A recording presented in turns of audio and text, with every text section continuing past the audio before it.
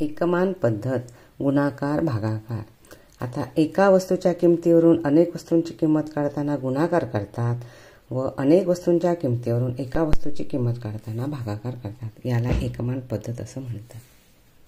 7 रुमालांची किंमत 56 रुपये आहे, तर 32 रुमालांची किंमत किती? आता या ठिकाणी 7 रुमालांची किंमत दिलेली आहे 56 रुपये आणि एका रुमालाची किंमत काढायची आहे, म्हणजे अनेक वस्तूंच्या किमतीवरून एका वस्तूची किंमत काढताना भागाकार करतात। मग 56 भागिले 7, 7ने 56 भागलं, 7 8 56, 8 रुपये एका रुमालाची किंमत, म्हणजे एका रुमालाची किंमत या ठिकाणी आली 8 रुपये।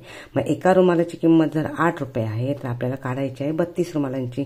मग 32 गुणिले 8, 8 दुणे 16, 16 6 चाला 1, 8 1 24 आणि 1 25, 256 रुपये 32 रुमालांची किंमत। पर्याय क्रमांक 4 आहे त्याचं उत्तर। 24 कपाटांची किंमत 48,720 रुपये आहे, तर एका कपाटाची किंमत किती? आता या ठिकाणी किती कपाटांची किंमत दिली? 24 कपाटांची किती आहे? 48,720।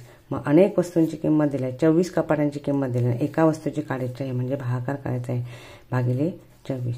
24 × 24, 24 दुणे 48, वजा चिन्ह, 8तून 8 गेले 0, 4तून 4 गेले 0, वरून घेतले 7। आता 7ला 24ने भागायचं आहे, त्याला भाग लागत नाही म्हणून भाग नसते 0, 24 0 0, वजा चिन्ह, खाली 7 घेतले, वरून घेतले 2। आता 72ला भाग लावूया, 24 × 24, 24 2 8, 24 3 72, वजा चिन्ह, 2तून 2 गेले 0, 7तून 7 गेले 0, भाग नसते 0, ह्याला खाली घेऊया तर उत्तरामध्ये घेऊया, भाग नसते 2030 आहे त्याचं उत्तर। एका कपाटाची किंमत 2030 रुपये, म्हणून पर्याय क्रमांक 1 आहे त्याचं उत्तर।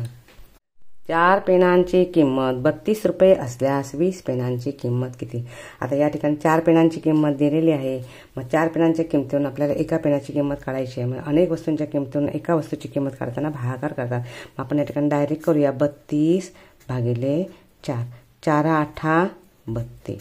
या ठिकाणी एका पेनची किंमत आलेली आहे, एका पेनची किंमत, एक पेनची किंमत आलेली आहे 8 रुपये। मग आता एका पेनाची जर 8 रुपये आहे तर 20 पेनांची किती? म्हणून त्याला गुणाकार करायचा, 20 गुणिले 8, 8 0 0 आणि 8 दुणे 16, 160 रुपये येणार 20 पेनांची किंमत। आता या ठिकाणी किंमत दिलेली नाही आहे पर्यायापैकी, म्हणून पर्याय क्रमांक 4 येणार, यापैकी नाही। 12 सेकंदात 1 पोळी लाटून होते, तर अर्ध्या तासात किती पोळ्या लाटून होतील?